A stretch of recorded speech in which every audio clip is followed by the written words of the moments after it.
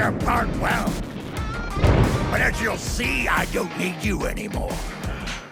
Hello and hello and hello to a wonderful Runaway Warlords episode.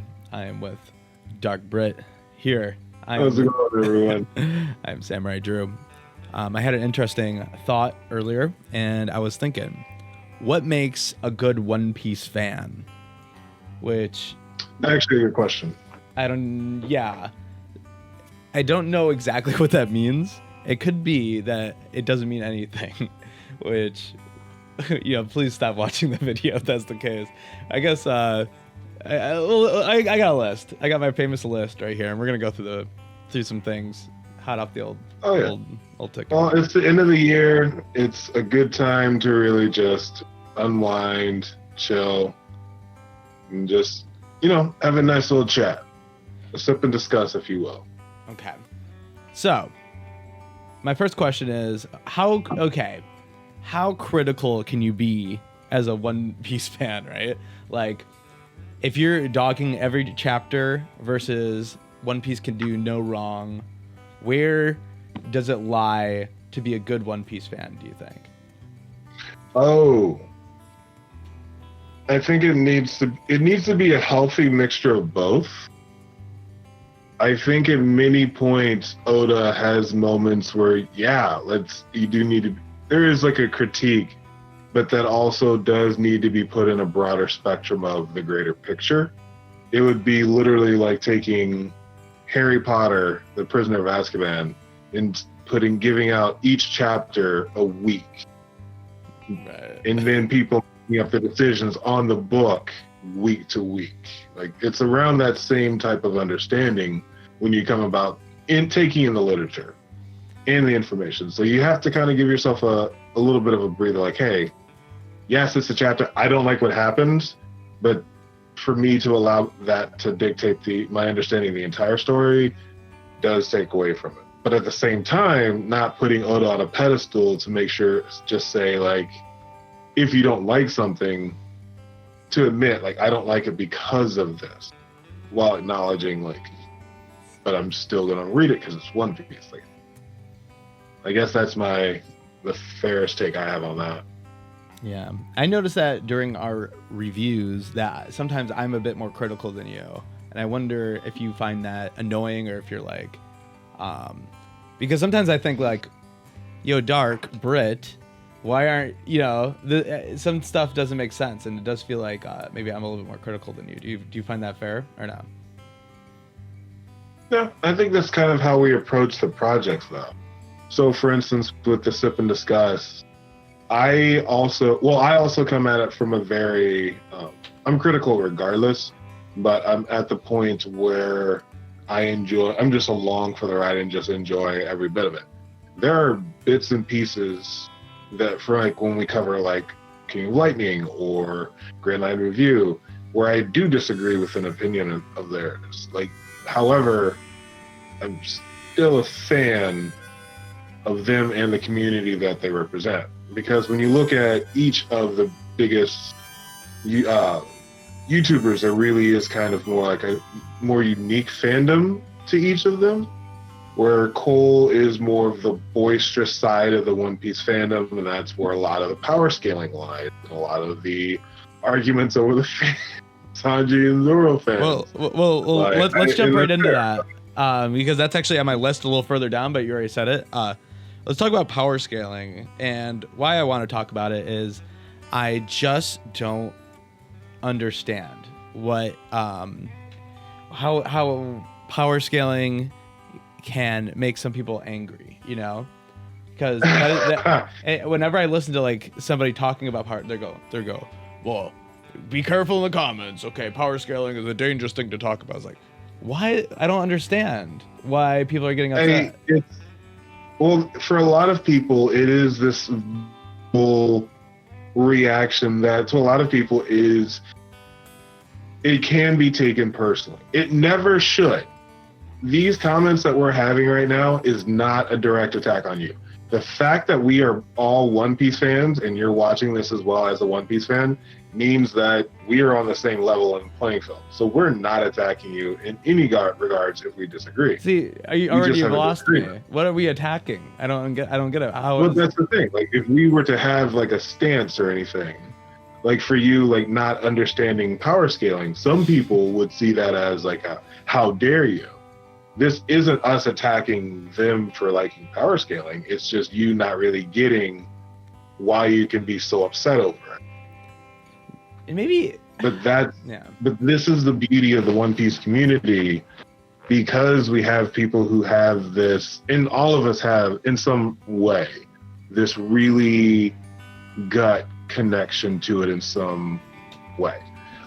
Me is the overall story and a lot of the different characters. Some people it's the fighting mechanisms and the power scaling and who's stronger in that discussion. Like it's a big deal for a lot of people, and their thoughts on it are personal. But again, I like certain characters and Drew likes other ones. Does that mean he's wrong? Yes. But does that mean he's wrong for having his opinion? Hey, wait a minute. No. Yeah. He's not wrong for having his opinion. And the reason that's, again, I love the One Piece community because we have so many different things to be so passionate about. And I admire the power scaler's passion. It does frustrate me a lot, though. What? I don't. Okay, maybe we're back to ground one here. It frustrates me because in some cases, like you'll be listening to a stream, and a lot of the comments will get toxic because it shouldn't act out that way. And it's like, okay, let's also put this into the narrative of story. Like this may have happened. For instance, the whole Apu thing. Apu should never have done that much damage to Luffy. Well, it's seeming like Apu can take shots. So Apu seems to be pretty strong. Does that mean that the power scalers were... I mean, we even made a video about joking about how strong Apu is, kind of thing. Oh, were we saying that he wasn't very strong? We said, well, he's a supernova, for one. Yeah, and if he got Kaido's attention, that's... I like him. I do find him more annoying more times than not. I find him more annoying in the anime. In the manga, I enjoy him more, I feel. Okay. Hey, I guess it's probably just because we've seen more of them. Yeah. Let's keep up the pace here and talk about my next docket, which would be I realized as I'm writing these, we really fall on the other side of the scale, and you'll see what I mean here.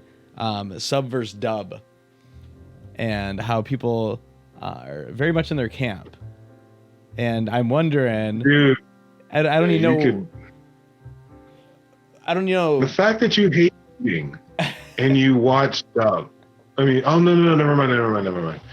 That makes sense. You hate reading, so that's why you listen to the cringeworthy English translations. Here's the deal. Okay, well, this is the perfect spot for me to defend the dub. It's not cringy.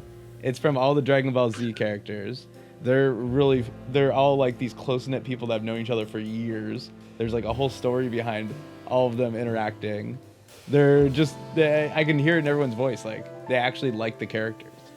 You know, they're obsessed. I understand, but for me, the cringe comes from the parts in anime that you can only get in the Japanese language that you cannot get in the English language. And that's like the passion of the screams, the monologues. Whitebeard's monologue is so much better in Japanese than it ever will be in English. Like it was this might be like a left brain right brain thing, because for me I need to hear the words to engage with them. Me just looking at the words means nothing to me, you know, or not that it means nothing, but it means a lot less than hearing it and seeing it, basically. Which is why I definitely, and I mean, don't say this, you know, don't tell everybody, but I'm actually a bigger fan of the anime than the manga, because when the anime comes out, I'm like, I really feel it a lot more than when I read it. And it just takes me a little bit to come back to it, I guess, and I can feel it again, basically, which is weird, I guess. But I don't see anything weird about it at all. It's just how different fans take in the medium differently. Again, again, you're wrong for it, and I hate you. Wait a minute. You're a bad fan. You're a bad fan. And I'm trolling, but this is honestly how I do view some of the arguments. Mm-hmm. Okay. Let's go. Okay. Anyway, I said I'm trying to not to say official release. You'll get there someday. Versus unofficial release. What are your thoughts? Ooh, you went there. I started unofficial. I switched to the official. I switched to the official when I was doing my catch up, but I was catching up in the beginning. I started reading the manga end of 18 scans, and this is like chapter 1 scans. So started then, and then switched over to Viz because it was easier to just transition through without the loading, because you're on a scan site and you're trying to read chapter 20.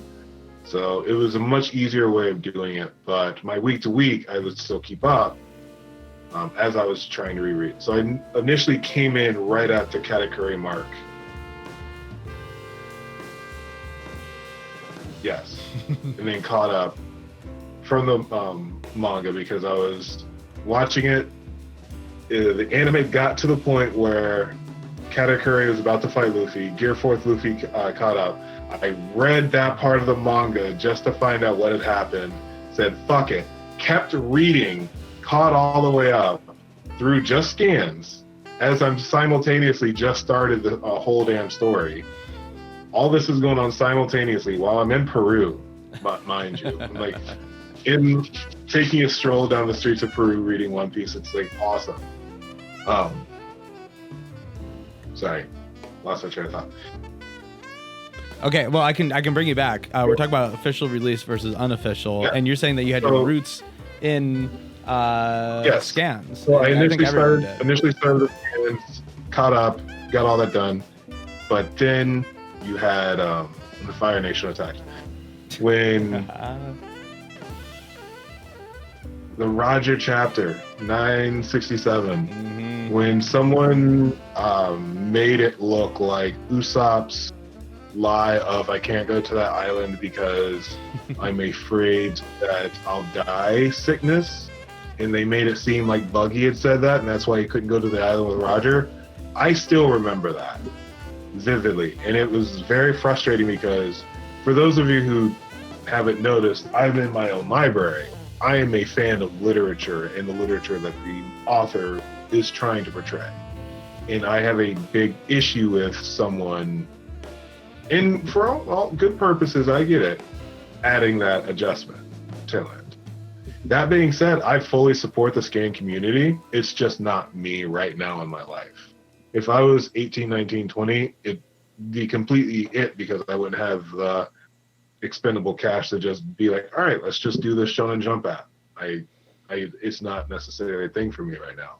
Or I live in a country where it's easily accessible, unless I'm in south of the equator. It's probably gonna be a lot harder.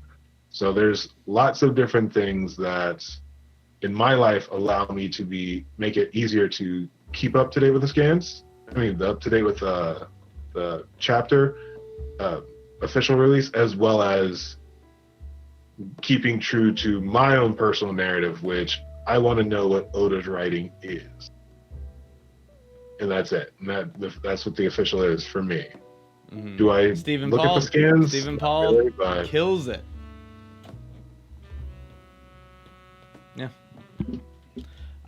Sorry, if you could just edit the part where I had a brain fart out, that would be delightful. I just don't know if I should if I should just be talking at every blank moment, or just let the moment go. It's one of those.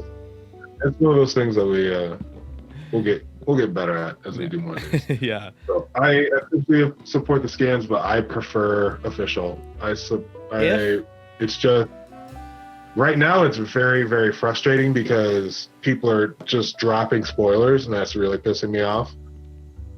So if it wasn't for that, damn you for doing a segue to the next point. But I haven't even talked about. You took all the smoke away from what I was going to say, because I totally agree. Except for that, if you if you read the scans, you're going to hell. But as long as you can accept that, as long as you can accept the life and damnation for reading scans. I don't. So I personally think that they're a good fan of their own right. They become a shit fan if they spoil. Yes, and then we will. However, now let's talk about spoiling. All right, that definitely makes you a bad One Piece fan. Live your life. Live your life, kid. You got a lot to live for. You better not be spoiling me, or else you'll be seeing your last days. Yeah. I have been very cautious online, and I literally have a note. Spoilers are out. Whenever the spoilers come out, I literally put it right here on my desktop, because I'm not on Reddit because I don't know how to mute Reddit. I'm panicking every time I'm on YouTube, and I will be for the next 6 days. So much fun. What big One Piece? But it's worth it. Yeah. But it's worth it because that's how I want to consume reading Oda. And as someone who, again, started reading the manga not until recently, but for years has been a fan of One Piece, and has been very frustrated. And it's good to know that the most frustrating parts were filler. It's really good to know that this late in the One Piece game. Dude, when I was catching up and I got to Long Green Longlands and what was it, Foxy, I was binging like chapters a day, at least 10 chapters a day at this point. It stopped as soon as Skypiea ended because I could not start it. And I stopped for like 3 weeks. And then I finally read, and it wasn't that bad. I was like, was it really the anime that made Foxy that bad of a mini arc? And it was. It lasted forever. It was. You know, I'm looking at what One Piece YouTubers have already read 1,000. You got Joy Boy, Mr. Morge. Did BDA Law 2000? Definitely. Sensei Sama did. And a lot. Like I said, more power to them. There's different parts of the community, and that's why I am glad that I came into the community when I did. Just because it's very nice to be able to understand me personally, where I'm at as a fan and as a human being, and come in being like, all right, we got a few negative comments. Cool. Thank you for stopping by. It helped us out really by commenting. It really does. You gave us some watch time. Even a dislike does help us. So it's one of those, we have a very vast and broad community, but it's hilarious, frustrating, it's confusing, but it's mine. So, and I don't want another one. And I just hope that Oda doesn't do us like the Bleach guy did his, and Naruto's guy did his. I swear to God, if we get like Naruto and Robin's kid, Luffy and Boa's kid, and it's called Two Piece, I'm gonna be so upset. I'm sorry. If you're a Boruto fan, my hat's off to you. We disagree. We really. You know, I've seen some pretty good fight scenes from Boruto. It's making me curious, but I think you have to get through like 3 seasons of Boruto crapping his undies for no reason or whatever. You can make a fight good. Almost any, yeah. Okay. Throw money at it. Any fight is gonna look good. Well, what makes you a good One Piece fan is only one thing that we could both agree on is you have to not spoil people. I think that is about it, right? That's what makes you a good One Piece fan. So thank you for watching. My name is. I like how I like how we ended on the uhs, and I'm just like, I'm zoning out again. Yeah. Well, I am trying not to but I will see y'all next time. Like and subscribe, and watch over somebody precious to you. Bye. Aww.